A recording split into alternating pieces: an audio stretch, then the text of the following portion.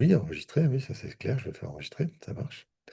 On va donc revenir sur hop, hop, pom, pom, pom, ça. Oui, il faut que je partage ça, donc dans l'autre sens. Hop, partager. C'est marrant parce que quand je présente ça d'habitude, il y a plein de questions sur ça, et là, vous n'avez pas posé une, donc ok. Je vérifie que ça marche bien. Ok, le partage, cool. Ça, c'est donc un tableau enfin, symbolique principal, mais vraiment très principal, de quelques exemples qui vont vous expliquer comment on décode les choses. J'ai donc dit tout à l'heure, les ressentis sont en rouge et à chaque organe correspond un ressenti. C'est-à-dire que, je vais prendre dans l'ordre, hein, la thyroïde, l'organe thyroïde, quand j'ai des problèmes de thyroïde, donc hyperhypothyroïdie, je parle d'un conflit sur l'urgence ou plutôt sur le rythme, la rapidité, ça serait plus juste. D'accord? Pourquoi? Parce que la thyroïde, un de ses premiers rôles, elle a plusieurs rôles hormonaux, c'est de donner le tempo, le rythme au corps, le rythme aux organes. C'est par exemple elle qui va faire le fameux cycle circa- circadien qu'on a vu tout à l'heure, qui va créer le passage de système orthosympathique, l'inverse, parasympathique. Bon, sympathique ou vagotonie, les hormones qu'elle va donner aux autres organes, puisque c'est elle qui distribue les hormones qui vont faire fonctionner chaque système organique. Et donc, on la voit en décodage biologique comme un métronome. C'est elle qui donne le rythme du corps et de l'organisation. Quand on est en hyperthyroïdie, ça va donner des hormones spécifiques à d'autres organes qui vont faire que il se passera ce qui doit se passer. Mais bref, si quelqu'un vient me voir avec un problème de thyroïde, je vais obligatoirement devoir décoder. Est-ce qu'elle veut ralentir le temps ou accélérer le temps? Et ça va dépendre de l'hyper ou de l'hypothyroïdie. Mais je sais déjà que si elle a besoin de ralentir le temps par le système hormonal qu'elle met en place, euh, c'est que quelque chose s'est passé trop vite. Elle a, dans son biochoc, il y a une notion de ça va trop vite, il faut ralentir. La seule chose que notre biologie peut ralentir, c'est son propre rythme. La seule action euh, qui est possible pour notre biologie, c'est ralentir son rythme biologique. Alors, bien sûr, on ne peut pas appuyer sur le temps extérieur, ça se saurait. Donc, l'organe qui va correspondre à ça, qui va réagir au problème de ça s'est passé trop vite ou c'est pas allé assez vite, donc qui va accélérer la biologie, eh ben, c'est la thyroïde. Donc, je sais globalement que là, je ne me trompe pas. Après, la thyroïde, là où elle est placée, pardon, j'ai vu ça récemment, on peut avoir des kystes sur la thyroïde, des gros kystes qui tiennent énormément de place. Et dans ce sens-là, c'est pas tellement la fonction thyroïdaire qui est impactée, puisque hormonalement, tout va bien chez cette personne-là. C'est le décodage de la fonction thyroïdique accélérer le temps, ça va se retrouver dans les taux hormonaux, d'accord, qui vont être changés, modifiés.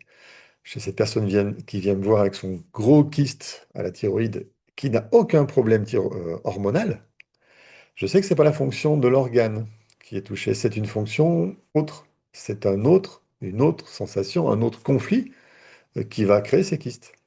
Et on va retrouver, alors je fais simplement chercher la personne, j'explore avec elle, puisque je ne sais pas pourquoi sa biologie fait un kyste là, alors qu'il n'y a aucune fonction hormonale qui est touchée chez la thyroïde. Pourquoi elle fait un kyste à la thyroïde? Eh bien, il va s'avérer que un de ses ancêtres s'est pendu et que faire ce kyste à la thyroïde, c'est une façon d'écarter la corde de sa trachée qui va l'étouffer quand il se pend.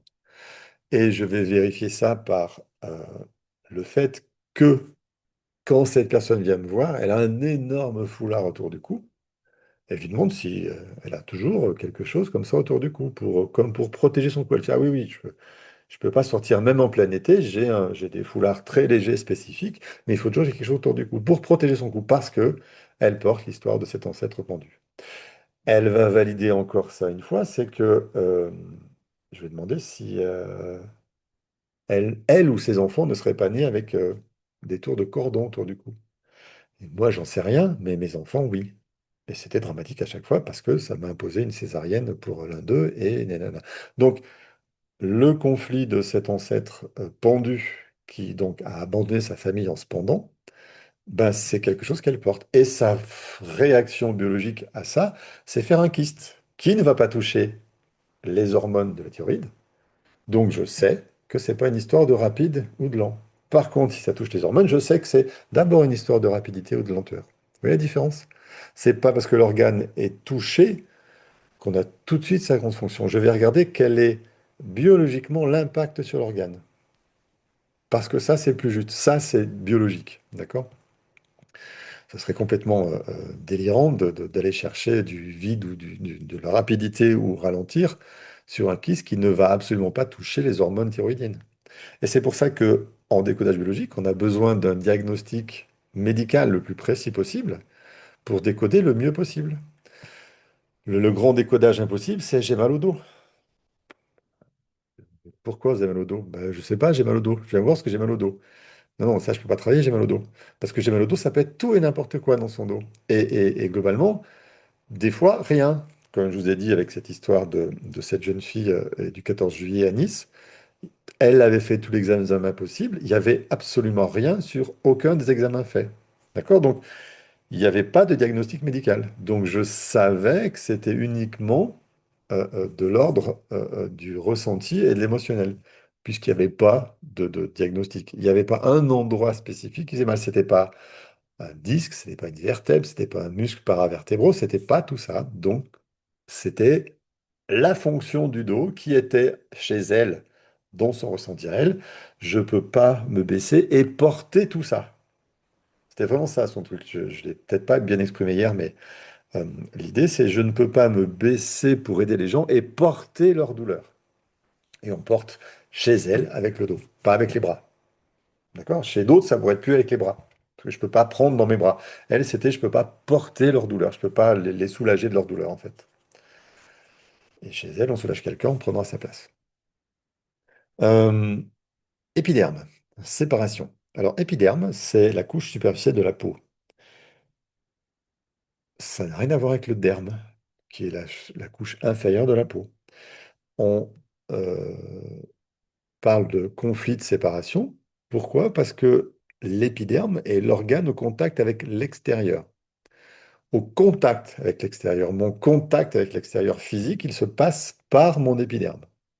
Donc, si j'ai un problème d'épiderme, typiquement eczéma, c'est qu'il y a un conflit dans le contact. Et la façon dont l'eczéma va biologiquement se manifester, c'est créer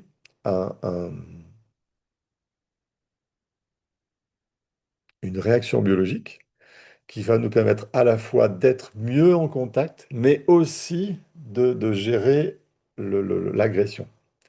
Il y a une histoire d'agression-séparation. Agression, manque de contact et agression dans l'eczéma. Donc, l'eczéma, on dit que c'est la maladie des ex-aimés. Ça, c'est le langage des oiseaux pur, d'accord? Mais c'est, pour une fois, très, très, très bien utilisé. L'eczéma vient souvent d'une rupture de contact qui a été agressive. Typiquement, mes parents m'ont abandonné chez mes grands-parents.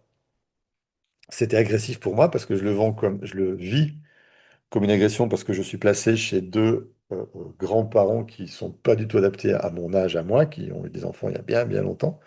Ils savent pas faire, ça devient douloureux et conflictuel. Et j'ai été séparé de mes parents. Donc là, je vais développer de l'eczéma. J'ai vu beaucoup d'enfants au cabinet qui avaient de l'eczéma à la naissance. Donc, cet eczéma qui vient à la naissance n'appartient pas. J'ai introduit un truc supplémentaire là, attention. Cet eczéma à la naissance n'appartient pas à l'histoire du bébé, puisque le bébé est encore à la naissance dans la fusion avec maman. Il est juste en train d'exprimer, pardon, que la douleur de la séparation que maman n'a pas réglée. Qu'est-ce que maman n'a pas réglé comme douleur de séparation? Très, très, très, très, très, très, très, très, très souvent, c'est maman qui a perdu son père ou sa mère pendant la grossesse. Il y a une douleur de séparation. Et c'est traduit en eczéma parce que chez ces femmes-là, être abandonnée par ses parents pendant qu'elle est enceinte, c'est le pire moment, c'est le plus négatif. C'est là où elle peut le plus en vouloir à ses parents parce que c'est presque une agression. C'est quand je suis enceinte que j'ai besoin de vous, mes parents. Je vais mettre un bébé au monde, je ne sais pas faire, j'ai besoin d'aide. C'est vraiment là, quand vous m'abandonnez, je vous en veux parce que c'est très négatif. C'est là que j'avais besoin de vous. Et donc, cet eczéma, je vais le retrouver chez l'enfant dans ces cas-là, principalement. Il n'y a pas que ça, d'accord? Mais assez souvent. J'ai une question. Quand tu dis à la naissance, donc c'est le bébé, il n'exprime pas une douleur personnelle, mais il va plutôt exprimer la douleur de la mère. De sa mère. Euh, Tu as un curseur au niveau de Ouais. l'apparition des symptômes? Non. Par exemple, je dis une bêtise, mais si c'est avant tel âge, on sait que c'est lié. euh, Alors, c'est pas un curseur d'apparition de symptômes, c'est un curseur de qu'est-ce que je porte à quel moment de ma vie. Tant que je suis bébé jusqu'à 8 mois, il ne s'est pas passé chez moi cette prise de conscience inconsciente, puisque je suis un bébé, j'ai 8 mois, de je suis différent de maman, je suis séparé. C'est la fameuse peur de séparation à 8 mois du bébé. Il se rend compte que il n'est pas maman, que je suis un être différent d'elle, donc potentiellement je peux être séparé d'elle. C'est une période qui est assez connue pour ça. Et jusqu'à 8 mois, c'est clair qu'il ne vit que les douleurs de maman. Mais il ne vit que parce qu'il n'est que maman. Il n'existe pas, il est maman. OK? Donc il vit que les douleurs de maman. De 8 mois à 6 ans, il vit par procuration, en fait, les douleurs de maman. Il est là pour... C'est une éponge aux douleurs de maman, et il est là pour réparer les douleurs de maman, donc il va exprimer le conflit de maman. À partir de 6 ans, on estime que l'enfant a sa propre vie émotionnelle.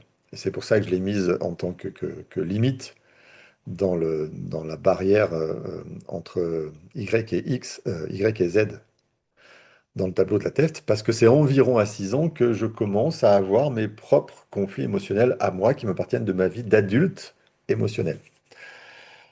Ensuite, l'enfant est complètement dépendant à ses parents pour survivre jusqu'à peu près une dizaine d'années. D'accord?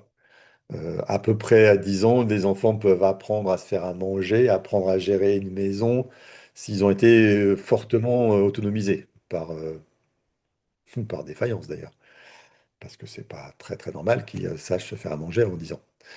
Euh, Si, par curiosité, par jeu, pourquoi pas, mais toujours avec maman. Pas tout seul, parce que je suis obligé, parce que je suis tout seul à midi, il faut que je me fasse à manger. Là, c'est pas bon. Bref, après 10 ans, on rentre dans la période d'adolescence, enfin de préadolescence, adolescence jusqu'à l'âge adulte. Et là, on a besoin du soutien de papa et maman pour apprendre, enfin de papa surtout, pour apprendre à vivre la vie sociale.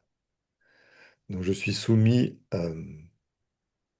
à la présence de mes parents pour apprendre à grandir dans la vie et à m'autonomiser dans la vie sociale, donc dans mes relations sociales, dans mes relations avec les autres, etc. D'accord? Partant de là, ça, c'est les grandes bases. De là, on peut voir ce qu'il y a comme conflit, à quel endroit, et tout va partir de ces temps d'autonomisation émotionnelle, en fait. C'est pas un délai. Si j'ai de l'eczéma à la naissance ou avant 8 mois, c'est clair, c'est l'examen de maman. C'est pas le mien. Mais de 8 mois à 6 ans, c'est encore celui de maman, mais que je vis pour réparer son truc. C'est toujours celui de maman. Donc, globalement, quand on m'apporte un enfant qui a moins de 10 ans, je travaille que sur les parents. Je m'occupe même pas de l'enfant. Je, c'est pas lui le problème, il est juste l'expression du conflit de ses parents. Et de 10 ans à 18 ans, je travaille très très peu avec lui parce qu'il est juste en train de vivre et traverser, de tenter de réparer à nouveau ce qu'il a vécu comme défaillance parentale à son âge à lui. Ça agace un peu les parents qui m'amènent leur adolescent qui fait que jouer aux jeux vidéo pour tenter de faire quelque chose que quand même c'est impossible. Alors je dis adolescent de 14 ans, mais j'ai eu un jeune homme de 22 ans qui était apporté par sa mère parce qu'il faisait que jouer aux jeux vidéo. Et ça, je trouvais ça déjà bizarre. Et ça signifiait déjà quelque chose. Et les deux parents sont venus dans la séance. Un monsieur fort respectable qui avait un poste assez haut dans je ne sais plus quelle grosse entreprise grenobloise. Et on est arrivé tous ensemble à la conclusion que ce jeune homme de 22 ans, il cherchait juste à entrer en relation avec son père. Pourquoi? Parce que le jeu vidéo, il est informatique, il va créer un monde virtuel, donc euh, plutôt spirituel vers le haut, que symboliquement vers le haut, il y a notre Père qui est aux cieux, d'accord? Que la fonction, ce n'est pas du dénigrement, mesdames, d'accord? Les femmes ont une capacité d'accueil dans leur cœur d'amour que n'ont pas les hommes. Elles savent aimer, les femmes, elles savent accueillir et aimer, c'est leur puissance. L'homme ne sait pas faire ça. L'homme, il sait analyser, agir, construire, et donc il pilote avec son cerveau. Donc tout ce qui va être cérébral, on le rattache plutôt à la fonction paternelle, enfin au rôle paternel, à l'espace paternel, pas dire fonction, mais espace paternel. Une mère va apprendre à son enfant à ouvrir, à accueillir, à aimer, à être écouté, à entendre les autres. Et le père à régler des problèmes, à trouver des solutions, parce qu'on a chacun nos capacités innées, archaïques, euh, qui ne sont pas encore vraiment bouleversées par notre nouveau monde, hein. Il va falloir des dizaines de générations avant que ça commence à bouger. Donc, pour l'instant, tout le reste, c'est un peu dans le flou. Bref, on va pas parler de ça, parce que ça fait de grandes discussions qui ne sont pas dans le décodage biologique. Intéressantes, mais pas dans le décodage biologique. Donc, quelqu'un qui vient pour son enfant de 22 ans qui joue trop aux jeux vidéo, ok. C'est une maman qui contrôle, qui s'inquiète énormément, et elle s'inquiète énormément pour son enfant parce qu'elle a peur de le perdre. Mais elle est fermée dans son cœur, puisqu'elle n'a jamais appris à être aimée, jamais appris à donner de l'amour. Donc elle est incapable de faire autre chose que contrôler la vie de son fils pour que ça se passe bien pour lui. Elle est très très très inquiète pour lui, mais incapable de lui prouver son amour. Donc lui, il n'a pas de relation avec sa mère, il n'a pas de relation de cœur, il n'est versé que sur son cerveau de garçon, d'homme, et il va chercher dans le jeu vidéo la relation avec son père. Pourquoi? Parce que son père a jamais eu vraiment le temps de s'occuper de lui. Parce que ce monsieur avec son poste dans sa grande société grenobloise, ben, il n'avait pas beaucoup de temps pour jouer avec ses enfants, quoi. Et il n'a jamais vraiment joué avec eux. Donc l'enfant va chercher dans ses jeux à retrouver son jeu d'enfance. C'est pas un petit, c'est pas un homme de 22 ans qui va jouer aux petites voitures, ni à quoi que ce soit de jeu de petit garçon, puisqu'il a plus il a plus 6 ans, il en a 22. Et à 22 ans, les seuls jeux qu'il a à notre disposition, ben, c'est les jeux vidéo. Et il est dans ce jeu vidéo pour aller chercher son père. Et quand son père s'aperçoit de ce qu'il a manqué, de ce qu'il a fait chez son enfant, qui du coup a beaucoup de mal à être dans une société où il va pouvoir aller chercher un boulot parce que il est retourné vivre à la maison parce qu'il a rompu avec sa copine il n'y a pas si longtemps que ça. Il est chez eux à nouveau depuis 6 mois et il y est bien. Il est nourri, logé par une maman qui le couve et qui s'occupe de lui. Pourquoi il allait chercher un travail? Il n'a aucune raison de le faire. Sa mère se super inquiète. Elle l'amène en séance avec lui. Son père est là parce que je le demande. Et du coup, je rétablis et je fais exprimer aux uns aux autres leurs besoins et je leur fais prendre conscience de leurs défaillances. Donc, du coup, je vais emmener la mère à travailler sur sa peur de perdre son enfant, sa peur qu'il lui arrive quelque chose. C'est sa propre histoire parce qu'elle a perdu une petite sœur. Ok, on en revient toujours là. Et au père, c'est que il était avec un père qui travaillait beaucoup. Et donc, il s'est mis à travailler comme son père sans s'occuper de son fils. Mais comme lui n'avait jamais eu d'attention de son père, donc il a juste reproduit. Et quand il ouvre les yeux là-dessus, ok, il va faire des choses avec son fils, ils vont faire du sport, partir faire des balades, des choses comme ça. Ils vont retrouver le contact. Et ce jeune garçon, au bout de 3 mois, il est embauché par je ne sais pas qui pour faire je ne sais quoi, parce qu'il a eu du coup l'attention qui lui manquait, il a pu réparer son truc et il peut revenir à la société, reprendre sa place, quoi. Donc, ouais, c'est bizarre. C'est pas une maladie, c'est un comportement, mais il y a un décodage à faire de spécifiquement les jeux vidéo. J'avais une autre question, du coup, pour revenir sur l'épiderme. Ouais, Tu as beaucoup cité l'eczéma, ouais. mais est-ce que c'est aussi valable pour les brûlures, les allergies, l'acné, Alors, les coupures, enfin, tout ce qui va toucher la peau en fait. non, parce Non. qu'on a vraiment la séparation entre épiderme et derme. Donc ta question elle est super intéressante, elle est dans le décodage profond qu'on fait quand on regarde la peau. Je vais en dire deux mots. Euh, L'épiderme, c'est la partie qui est en contact avec l'extérieur. Le derme, lui, il nourrit et il va empêcher l'extérieur de pénétrer. Donc, pour le derme, on va parler de problème en cas de coupure. En cas de brûlure, à plus du premier degré. Le premier degré, c'est épiderme. À partir du deuxième et troisième, c'est derme. D'accord? Ça va rentrer en profondeur dans les couches. C'est comme ça qu'on détermine les degrés de brûlure. Si je ne me trompe pas, peut-être les pompiers vont me rattraper là-dessus. Mais bref, quand le derme est touché, on parle de conflit de perte d'intégrité. C'est-à-dire que quelque chose a pénétré à l'intérieur. Si vous voulez, l'épiderme, c'est je suis en contact avec l'extérieur. Le derme est là pour nous protéger, c'est la couche épaisse qui protège l'intérieur de notre corps. Une coupure, ça coupe l'épiderme évidemment, mais à partir du moment où il y a du sang, ben, on a touché l'épiderme, donc c'est un problème de perte d'intégrité. Et euh, il y a certaines maladies nosocomiales que j'ai trouvées venant de ça. Les gens sont opérés, donc leur corps est pénétré par un scalpel, par des outils désinfectés, tout ce qu'on veut, etc., etc. Mais c'est un objet métallique qui a permis de rentrer dans le corps. Et les gens vont développer euh, des bactéries spécifiques nosocomiales qu'on connaît, dont je n'ai pas le nom qui m'échappe, là ça m'énerve depuis tout à l'heure, je ne trouve pas. Voilà, staphylocoque doré. Staphylocoque doré, le nom staphylocoque doré, euh, qu'est-ce qui est doré?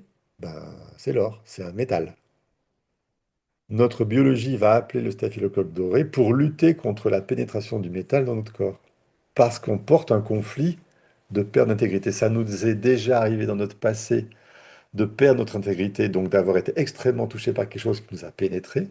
Et on va développer un staphylocoque doré en réponse à ce conflit qu'on porte déjà.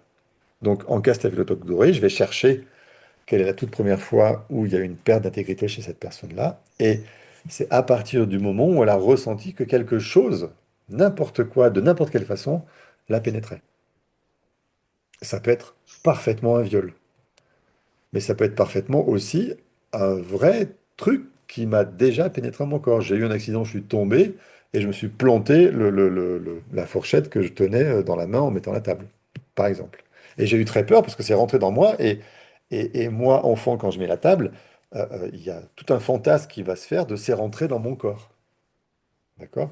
Et toutes les peurs qui sont générées de là. Donc, on va retomber sur cette histoire de ce bête accident où la fourchette s'est plantée. Mais la fourchette, à l'époque, elle s'est plantée sous la peau. Il n'y avait rien de dangereux. Donc, c'est pas un événement qu'on a gardé comme majeur, mais notre inconscient a transformé cette blessure-là en c'est très dangereux de me faire pénétrer par quelque chose. Et donc, quand volontairement je vais me faire opérer hop, la bouche en cœur et que je ressors avec un staphylocoque, waouh, qu'est-ce qui se passe? Ben, mon inconscient a juste fait le parallèle entre j'ai déjà été pénétré par un truc métallique et j'ai vécu ça comme un drame, un biochoc, parce que moi, enfant, je ne peux pas expliquer à quel point j'ai peur de cette fourchette qui m'a pénétré. C'est un drame pour moi, enfant, vu de mon âge. Donc les quatre paramètres du biochoc sont là.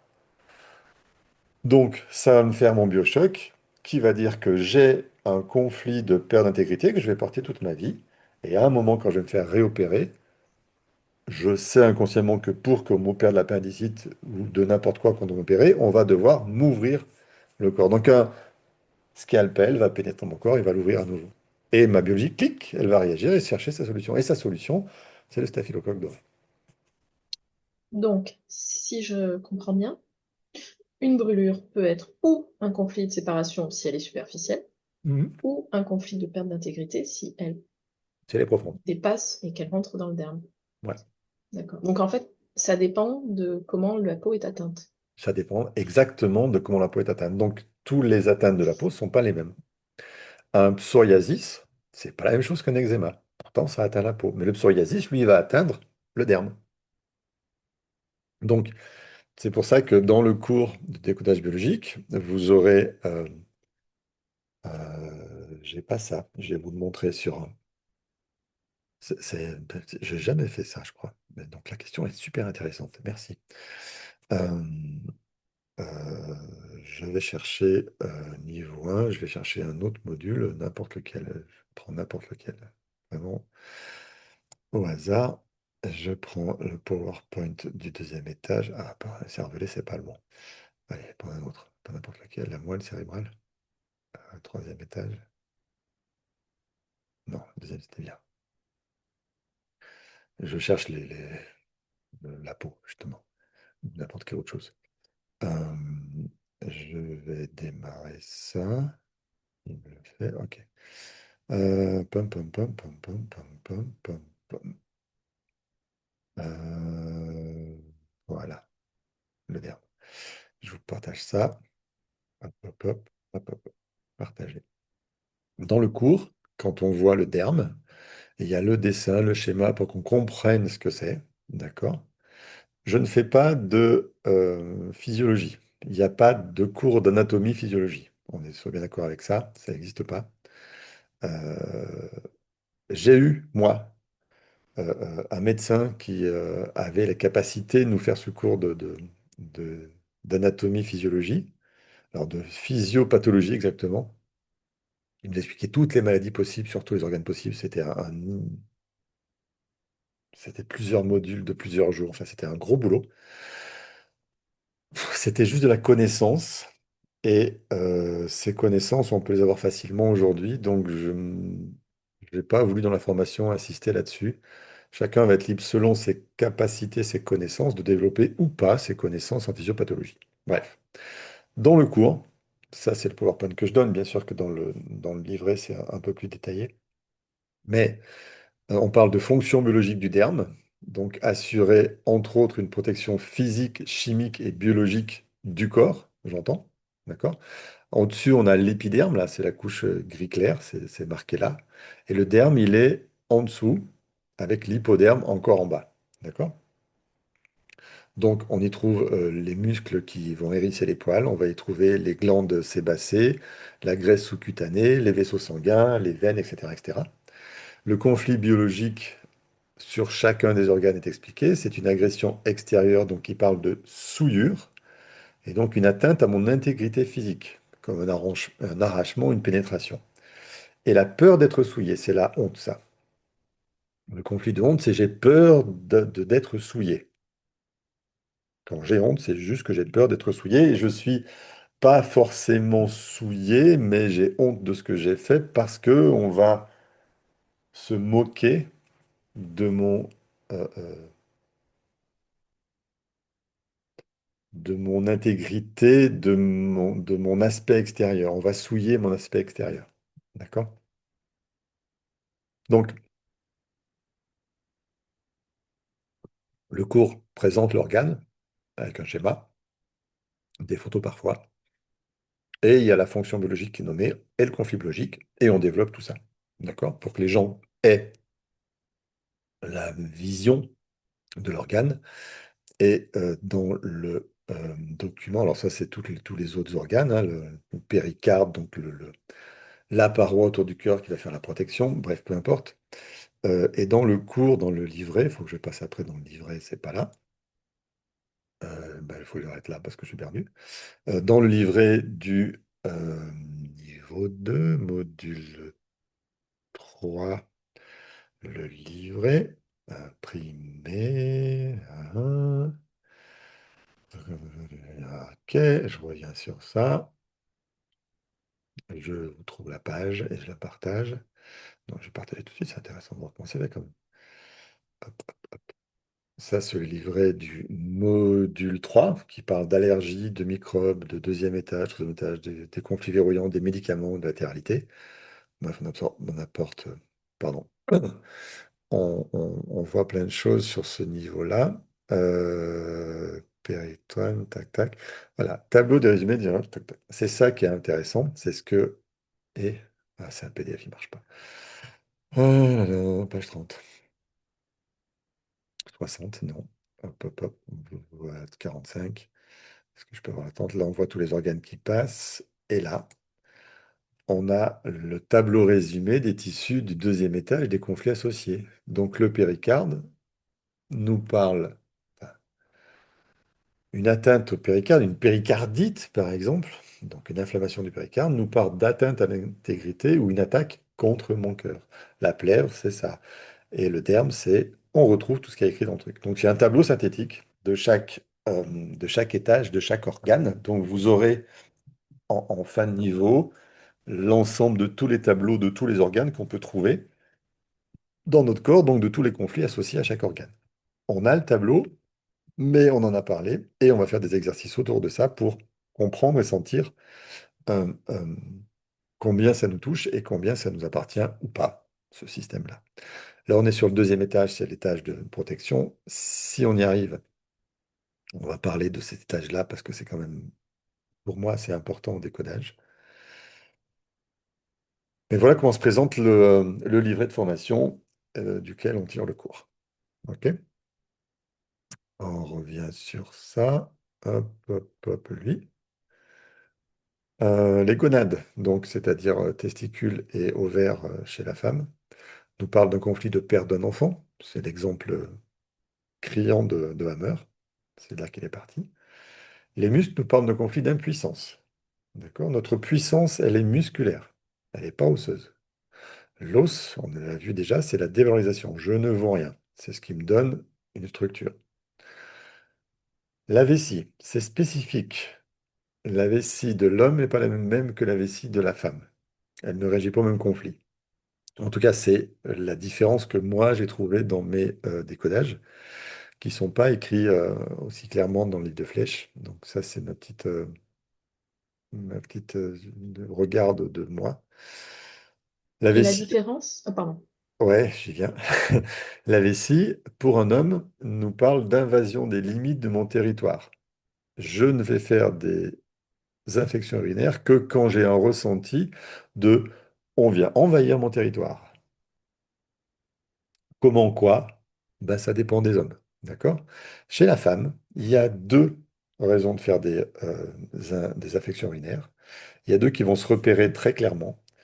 Euh, si l'urine est très odorante durant l'infection urinaire, c'est qu'il y a un signal olfactif qui est envoyé de j'ai besoin d'un partenaire pour m'accoupler. Je vais appeler un partenaire. Donc c'est de la séduction, c'est plutôt du manque de partenaire amoureux, l'infection urinaire odorante. Il y a des infections urinaires non odorantes, j'ai compris ça en ayant plusieurs personnes, bien sûr. Et les non odorantes, c'est un problème, un conflit d'organisation de mon territoire à l'intérieur des limites. On parle aussi de territoire, mais la femme va avoir un conflit d'organisation de l'intérieur du territoire. C'est-à-dire que, euh, typiquement, dans une famille, avec chacun une affection urinaire ensemble, la femme va plutôt se sentir euh,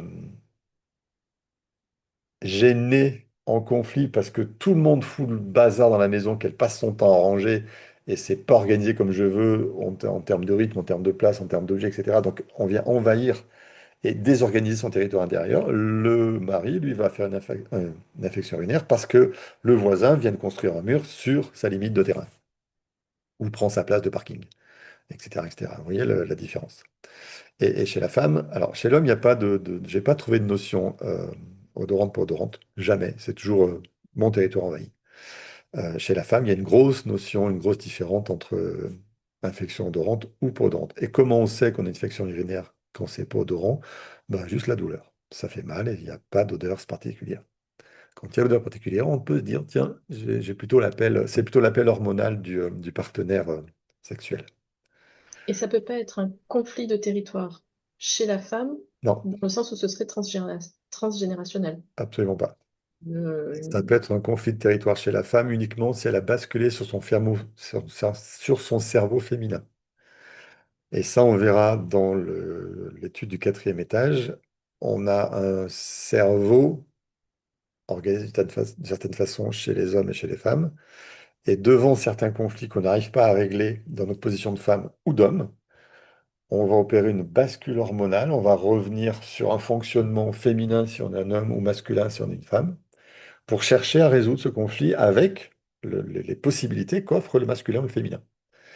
Et dans ce cas-là, on va bien sûr développer les conflits, si on a d'autres biochocs, les conflits de l'énergie ou de la sensibilité masculine ou féminine sur laquelle on a basculé. Donc je peux parfaitement avoir en tant que femme une infection urinaire si j'ai ressenti des invasions de mon limite de mon territoire, si mon cerveau a basculé du côté masculin.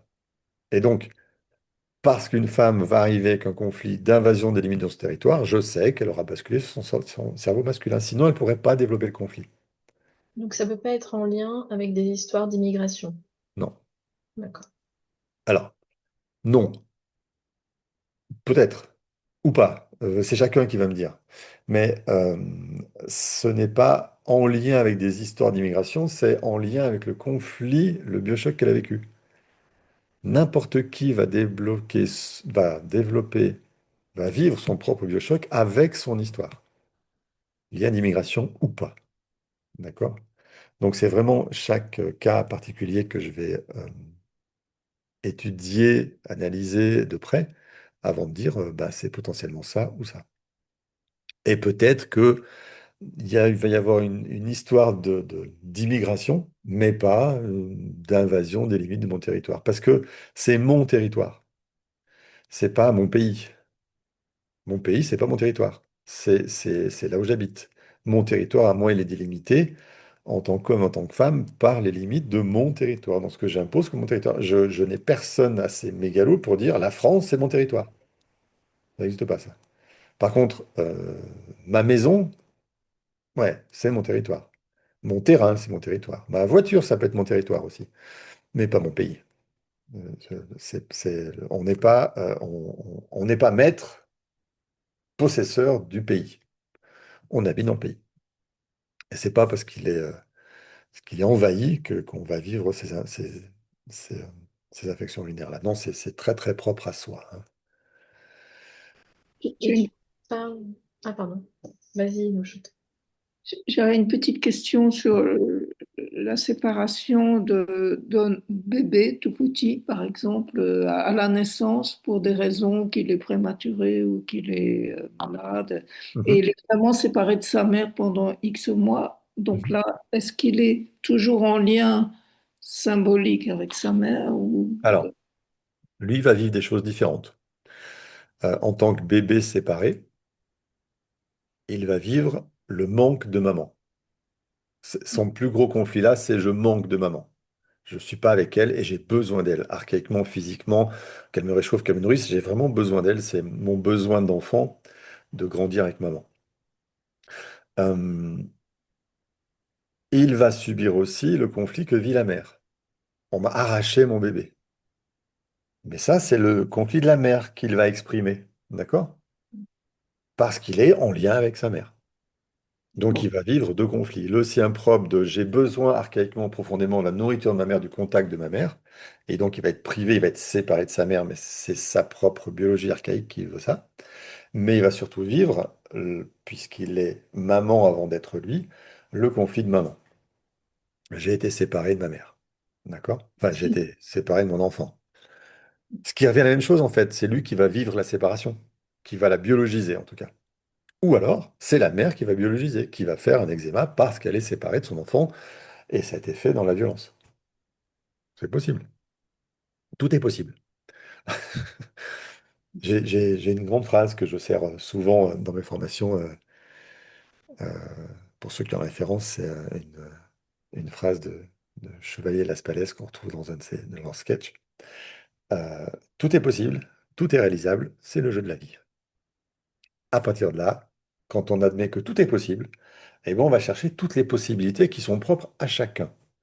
Mais le décodage va nous faire faire des hypothèses qui vont réduire le champ des possibilités, donc nous faire chercher les bons sens biologiques et trouver plus facilement le décodage. OK? Noujoud, je vois ta question. Les angines font partie de quel conflit? Je vais pas faire de décodage comme ça aujourd'hui, pardon. C'est pas grave, c'était pas ça le plus. Pourquoi j'ai levé la main, Oui, c'est par rapport à l'épiderme, par rapport à la question de Dominique. Si le bébé il était séparé de la mère, bah, pour des raisons médicales ou je sais pas quoi, ouais. bah, et après le bébé il va biologiser ce que tu as dit. Bah, on fait comment nous pour régler ça? C'était un fait, c'était un événement. Comment comment on peut régler le fait qu'elle n'a pas eu la chaleur de la mère? Il a grandi, il a biologisé ça. Il a grandi, il est devenu adulte, il a des problèmes relationnels de dépendance affective le plus souvent. Et donc, on va le faire remonter avec les outils de PNL dans cette période où il est bébé, où il est séparé de sa mère, lui faire exprimer son ressenti, de la même façon que les autres. Ah, Ben ouais. c'est tout ça, on fait tout ça juste pour qu'elle exprime son ressenti. Parce qu'on peut plus, Oui, on peut plus lui ramener sa mère, elle est mais non, devenue c'est un fait. adolescent. Eh ben, l'événement a eu lieu, Oui, mais le ressenti n'a pas été exprimé, donc on lui fait exprimer son ressenti. C'est tout. ouais, parce que c'est vrai qu'en étant bébé, il n'y a pas de ressenti, elle ne peut pas parler. Du coup, c'est. Non, c'est clair. Typiquement, les enfants ne peuvent pas exprimer leur ressenti, c'est évident. Et c'est pour ça qu'on va remonter le plus souvent, on va le voir si on y arrive, dans le, le- le- le conflit. J'ai perdu le mot, je l'ai plus dans ma vision. Je suis visuel, donc quand je perds les images, c'est un peu compliqué. Le conflit programmant, le conflit qui a programmé la maladie. Le conflit programmant, il est enfant. D'accord? Pourquoi? Parce que on le vit, on le subit et on n'a aucun moyen d'expression qu'il soit. On le Oui, prend dans la figure et souvent on est plus sidéré qu'autre chose. d'accord. C'est la même chose quand tu as parlé de le problème de la vessie d'une femme au niveau du territoire, je ne sais pas quoi. Mhm. Là, tout ça, il n'y a rien à faire, juste qu'il doit exprimer. C'est tout. Il n'y a pas rien à faire, c'est énorme Euh, d'exprimer. non, là, j'ai envie de dire que pour que ce stress-là qui s'enlève, il faut juste qu'elle l'exprime. Il n'y a Ouais, pas. Ok. oui, c'est aussi simple que ça. Aussi simple que C'est ça. aussi simple, mais c'est extrêmement précis dans le ressenti exprimé. Oui. Et c'est pas facile pour s'exprimer. C'est simple, mais c'est pas facile. Ça dépend. Ça dépend. D'accord. Ça dépend. Ça dépend vraiment des gens. Il y a des gens, c'est très simple et très facile. Et d'autres gens, simplement un ressenti, c'est quelque chose qui ils n'ont jamais entendu parler. Donc, ça prend plus de temps. Je rebondis du coup sur ce que tout le monde Ouais, demande autour du nourrisson. Donc, effectivement, il y a un conflit qui se crée au moment de la naissance ou le quelques temps biochoc est après. là. Ouais. Le biochoc est là, il va y avoir somatisation Mhm. de l'enfant et la maladie arrive. Euh, à partir de quel âge tu peux travailler avec l'enfant sur son expression de ce ressenti et de se libérer de ça? À partir de quel âge, en fait, tu peux commencer à travailler avec l'enfant? J'ai dit tout à l'heure que je ne travaillais pas avec les enfants. Mais c'est pour ça. Tu dis C'est là, quand il sera contradictoire. adulte, non mais quand il sera adulte, tout ça, donc ça veut dire que même si c'est lui qui l'a engrammé, puisqu'il était séparé de sa mère, est-ce que Ouais. ça veut dire que dès la naissance, tu peux travailler quand même pendant jusqu'à 10 ans ou 18 Alors, ans, je sais pas selon, avec les parents seulement? Ou est-ce qu'il va falloir que tu attendes qu'il soit adulte? non, non, je vais travailler ce qu'on me donne. D'accord? Si on m'amène un enfant avec de l'eczéma, je vais travailler avec les parents, puisque l'enfant ne fait qu'exprimer le conflit de la mère. D'accord? Donc c'est facile. Et quand lui sera adulte, il aura ses propres conflits, ses propres maladies, et potentiellement on retombera sur ce moment où il était séparé de sa mère. Mais je ne vais pas travailler en préventif dessus, je ne fais pas ça. Je travaille avec des gens qui ont des problèmes en fait. Et soit les gens qui viennent me voir sont adultes et on remonte dans leur enfance, soit les gens qui viennent me voir m'apportent leur enfant parce qu'ils vont pas bien, et je travaille avec eux adultes. Mais je ne travaille jamais avec les enfants, puisque les enfants ne font qu'exprimer les conflits de leurs parents jusqu'à 6 ans, et exprimer des conflits qu'ils ont vécu avec leurs parents avant leurs 6 ans, entre 10 et l'adulte. D'accord? Donc, j'ai essayé, hein, ça sert à rien. Ça sert à rien, puisque quand l'enfant exprime un ressenti qui n'est pas à lui, il ne le retrouve pas, c'est pas le sien, c'est celui de maman. Donc ça sert à rien de le régler. Il faut qu'on une fois adulte, on puisse le ramener dans l'enfance tout petit, mais c'est pas un enfant de 12, 15 ans que je vais ramener dans son enfance, parce qu'il n'a pas le développement intellectuel qui va permettre de faire ça de la meilleure façon. Donc, non, lui, à 12, 15 ans, il est en train de vivre des difficultés dues à ce que ses parents n'ont pas fait. Donc, je vais plutôt travailler à ce que ses parents fassent leur travail. Bien que j'écoute l'enfant, je l'entende, et que je lui montre que j'ai compris d'où ça vient. Et c'est pour ça qu'on travaille dans ce cas-là, c'est une séance en thérapie de groupe, familiale, pas de groupe, familiale où j'ai l'enfant et les deux parents. Donc c'est quelque chose de encore différent comme séance, c'est pas une séance individuelle.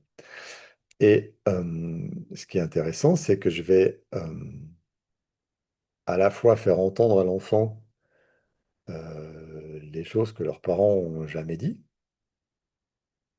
faire entendre aux parents les choses que l'enfant a jamais osé dire, parce qu'avec moi, il va se sentir soutenu, il pourra dire des choses plus grandes, il va dire plus de choses s'il est de plus en plus adulte. Bien sûr qu'à 6 ans, 7 ans, 8 ans, je ne vais pas oser dire grand-chose devant papa et maman, c'est pareil. Et je travaille pas avec eux en individuel tout petit. Pourquoi? Ben parce que c'est pas de la thérapie On pourrait me reprocher de manipuler cet enfant pour lui faire dire ce qu'il veut. Donc, c'est aucunement mon intérêt. Je ne travaille jamais avec des enfants non majeurs sans la présence de leurs parents. Ça, c'est ma règle. Ça me garantit que tout ce qui est fait est dû et sous la surveillance des parents. Personne ne peut me reprocher d'avoir fait quoi que ce soit avec leurs enfants. Ça me tranquillise sur tout qu'il peut y avoir comme retour négatif. Parce qu'à partir du moment où un enfant, adulte, adolescent va mal, si je me mets à travailler avec lui en thérapie familiale, il y a un moment où il va devoir se rendre compte que ses parents étaient défaillants, ça peut dégrader leur relation et ses parents peuvent m'en vouloir d'avoir fait ça chez leur enfant. Donc je veux pas de ça. Je ne travaille pas en thérapie familiale avant que les gens soient adultes. D'accord. Sauf à travailler avec les parents pour leur faire comprendre qu'il faut qu'ils règlent leurs problèmes pour que leur enfant aille mieux. Et c'est ce que j'ai fait avec ce jeune adulte de 22 ans. Je leur ai fait mettre en lumière de oui, mais moi, si mon enfant il est enfermé toute la journée dans sa chambre à jouer aux jeux vidéo, je suis malheureuse parce que j'ai peur qu'il aille mal et qu'il meure. Parce que la peur derrière tout ça, c'est il est mal, il s'isole, il va se suicider, il dort plus, il va faire des conneries, il va finir par se suicider et je vais le perdre. Voilà, c'était le- la construction inconsciente que faisait la mère dans sa tête avec son enfant de 22 ans qui joue aux jeux vidéo. Ok? Petit point fait.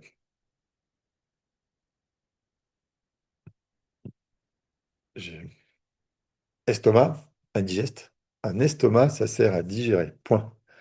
L'estomac, c'est le dernier endroit où je peux encore décider d'accepter ou de rejeter la nourriture qu'on m'a donnée ou que j'ai avalée. D'accord? Après, passer l'estomac, c'est pas possible. Il faudra que ça traverse le système digestif et que ça sorte par en bas.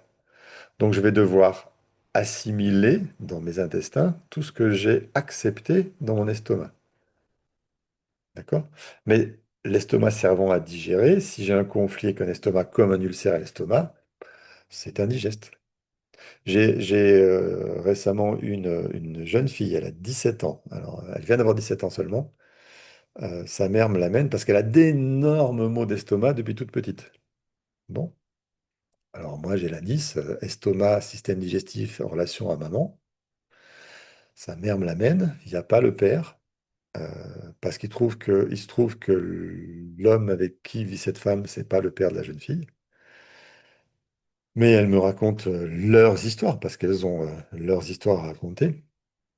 Et dans l'histoire, la mère a choisi un homme absolument toxique pour elle, a accepté de faire un homme à cet enfant en espérant que ça allait le changer, et donc a donné ce père toxique à sa fille, et est restée avec lui pendant 8 ans après la naissance de sa fille, donc c'est séparé de lui qu'à 8 ans, et aujourd'hui elle a refait un couple avec un autre homme qui est aussi un petit peu toxique pour la fille. Donc en fait, la fille, euh, euh, de ce qu'on a conclu ensemble, hein, la fille a dû admettre que oui, il y avait de la colère contre sa mère de lui avoir imposé cette vie avec ce père qui aujourd'hui avec qui aujourd'hui c'est impossible d'avoir une relation. Donc cette fille est privée d'un père parce que sa mère a choisi un abruti comme mari. Et donc c'est indigeste pour elle. Elle ne peut pas accepter que sa mère ait choisi ce mari comme son père. Donc on va travailler sur cette jeune femme. Et surtout, je vais faire travailler puisque j'accepte pas la jeune fille pour l'instant, je vais faire travailler la mère à reconnaître sa défaillance en ayant choisi cet homme-là, mais surtout lui faire comprendre pourquoi elle a choisi cet homme-là et à lui faire réparer les raisons qui lui ont poussé à choisir cet homme-là, le père de sa fille. Parce que c'est les mêmes raisons qui l'ont poussé à choisir le deuxième, avec qui elle est aujourd'hui, avec qui ça se passe pas bien, forcément, puisqu'il est pareil que le premier, elle n'a rien réglé. Et donc l'objectif, c'est de lui faire régler ses conflits avec ces hommes-là, qui représentent je ne sais pas qui, parce qu'on n'est pas encore allé jusque-là. Et quand on aura réglé ses conflits avec ces hommes-là, elle pourra être la meilleure mère possible pour sa fille, donc la nourrir enfin de ce que sa fille attend d'elle. On verra les rôles des parents cet après-midi. Mais tout ça pour l'estomac de cette jeune fille de 17 ans, qui est immensément douloureux. Ça la met par terre, elle est impossible de bouger et les médecins ne trouvent absolument rien. Ni polype, ni rien du tout. Son estomac, il est nickel. Ça vient pas, c'est pas biologique. C'est juste Euh, du ressenti. Christophe, s'il te plaît, dans l'exemple que tu dis là, la fille avec sa maman, Ouais, il peut être bien, même si sa maman ne peut pas lui apporter son vrai papa ou ne peut pas le changer. La fille elle peut guérir, on va dire, de ses problèmes d'estomac euh, sans changer la réalité. Ça veut dire le papa, elle a divorcé avec lui, en plus, il est toxique. oui. Elle peut être bien sans changer son papa, C'est sans le but, apporter. oui. C'est le but de la thérapie. D'accord. Le problème de cette jeune femme, c'est d'accepter que sa mère lui ait donné ce père-là.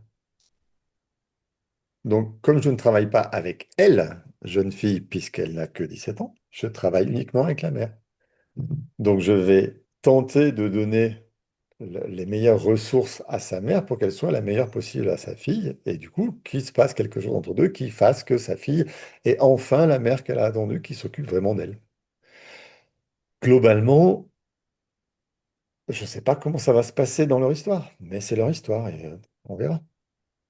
J'ai levé le conflit. On travaille le conflit, on verra ce qui se passe. Je ne sais pas comment ça va se passer, que ça va se dérouler, j'en sais rien, je ne suis pas dans l'avenir, je ne peux pas deviner. Mais le conflit vient de là. Donc, tant que c'est pas ça, c'est pas réparé. Et peut-être elle va encore attendre un an avec son mal de ventre pour venir me voir adulte, et adulte, on fera le travail qu'il faut. Parce que forcément, une fois adulte, je vais la confronter en face des choix de sa mère et de tout ce que ça impliquait pour elle. Donc, il va y avoir un moment où leur relation va pas être sympa, quoi. Le temps de réparer tout ça. Ça deviendra sympa après, d'accord, mais à un moment, non, ça va pas être sympa. Donc, je peux pas travailler avec cette adolescente qui vit chez sa mère de cette façon-là. C'est pas possible. Si je me lance dedans, ça va bloquer un moment, elle va être coincée un moment et on va faire tout ça pour rien. Donc, j'ai juste remué le couteau dans la plaie sans changer l'histoire.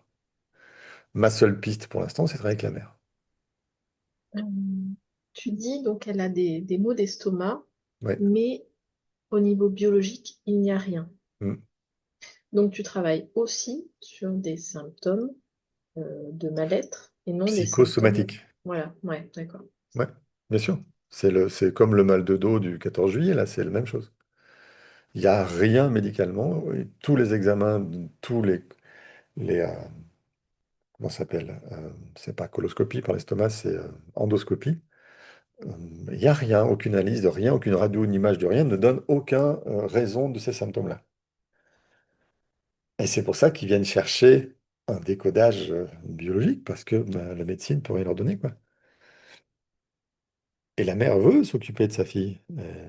Elle a envie de- d'avoir des réponses, bien sûr. Euh, on remonte à l'étage du dessus, les bronches. Les bronches qui sont dans les poumons, qui sont une partie des poumons, nous parlent de manque d'espace. D'accord? Euh,